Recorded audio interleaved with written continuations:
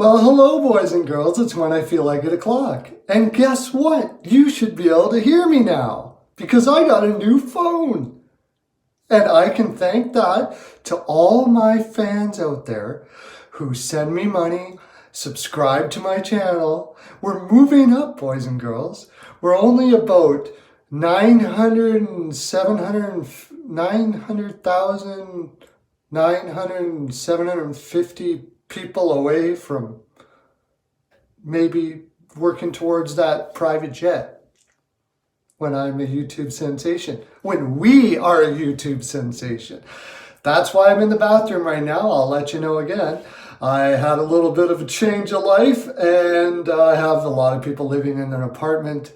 This is where the only place right now I can find a little privacy to have some intimate time with my fans and do some NHL pearls, which we should do right now because we got a lot of games.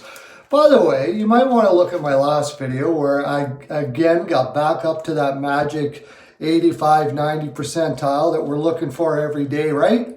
You guys should have been making some scratch. Hopefully, get out your pens and paper, get your little Pearls of Wisdom necklace out. By the way, if you subscribe, I'll also send you my NHL Pearls of Wisdom necklace helicopter to your door and signed by me.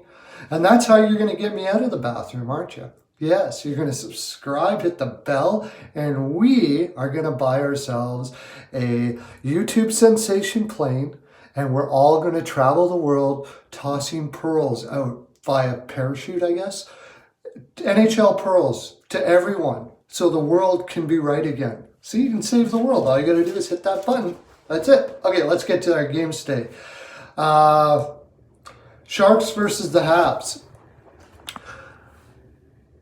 They say Jones is going to be in net, but San Jose is on a back-to-back. The question is whether they're going to play Jones today or tomorrow. I believe tomorrow the Sharks are playing Toronto. My feeling is they're going to play Jones tomorrow. That's what I would do. But some coaches, their philosophy is to play their best goaltender against the weaker opponent, which Habs perceivedly are. So that might happen. So watch the ticker. If it's Dell, I'm taking the Habs 3-2. And you know what? Even if it's Jones, you don't know what you're going to get from him. Dell, even less so. At one time, I thought Dell was going to be a number one goaltender. And now, I don't know what happened. Maybe it's the energies between each other. But I'm taking the Habs 3-2. Yotes versus the Islanders. This is purely gut.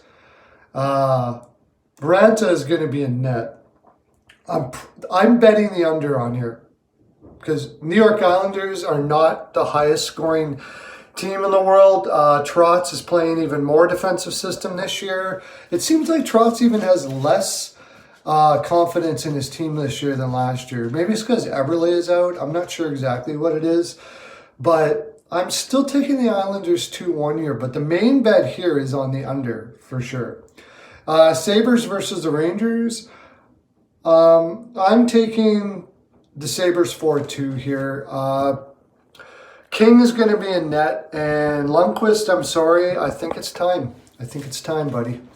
Fortunately. He's really starting to look old in between the pipes. He makes some fantastic saves, but consistently, his consistency is dying every year, it seems. And the Sabres are just flying right now, as we all know. So I picked them to make the playoffs, as I've said before. And that prediction seems to be heading that direction very well, doesn't it? Yes. Canes versus the Jackets.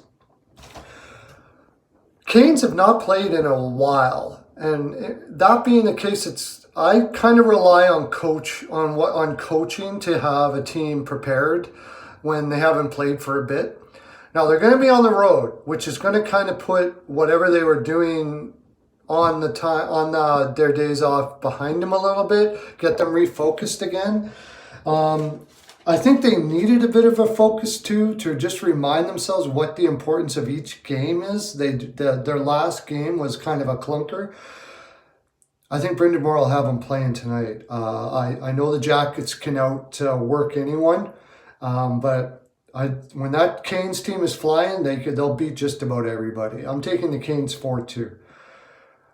Kings versus the Blues. I won't talk too much about this. The Blues, I believe the Blues are not going to allow themselves to go back into what happened last year. And I think the Kings will try hard every night, but they're eventually going to be close to the bottom of the league. I'm taking the Blues 3-1.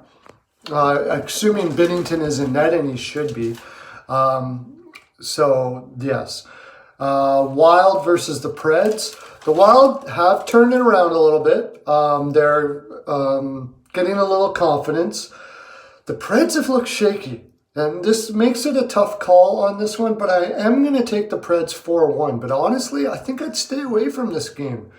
The Wild, there's a lot of iffy in the ether, if you know what that means. If you don't, I don't have time to explain it. Flyers versus the Hawks. Two poor goaltenders in that. Not that Crawford's had a great career, but he hasn't looked good after his injuries. Elliott had a good outing last time, but his consistency, you just never know. I have said I believe the Flyers will turn it around. The reason why I'm stuttering here is I can't remember the coach's name now. But he'll get the team rolling in a sense where I do believe the Flyers will make it into the playoffs just barely. And I think they'll take this game 5-3. By the way, I talked to Jamie Basco about this. Elliott will be in net. Jamie Basco is the finest Flyers writer, maybe the finest writer in the land. I would go to his Twitter and get on there, and he gives you fine pearls, fine writing pearls, Mr. Jamie Basco. Panthers versus the Flames. A couple games ago, I remember, if you remember correctly, I picked the Florida to start turning around. I was against Pittsburgh. They did. They had a strong start. Bobrovsky had a bad game, and they ended up losing the game. But I did believe that was the moment that the Panthers, that Q was going to start changing his direction and allowed them to realize that he has a correct philosophy. And that's what happened. And in this case, I still think that the Panthers are going to fly from now on. I would not bet this game. It's Rittich is in net. He's playing really well. But if I had to put money on this game, I'd say the Panthers are going to win 3-2. Bill Peters is kind of struggling with this Flames team again. And I'm starting to wonder if he's going to be able to figure out the right mix of philosophy for this team. But the team is good enough in itself that they could win this game. Caps versus the Oilers. I don't like the way the Oilers are playing so defensive, and I don't know when they're going to balance out their defense to their offense. Since I'm not sure of when that will be, against the Caps team, I think it's highly unlikely. This team can beat you any way.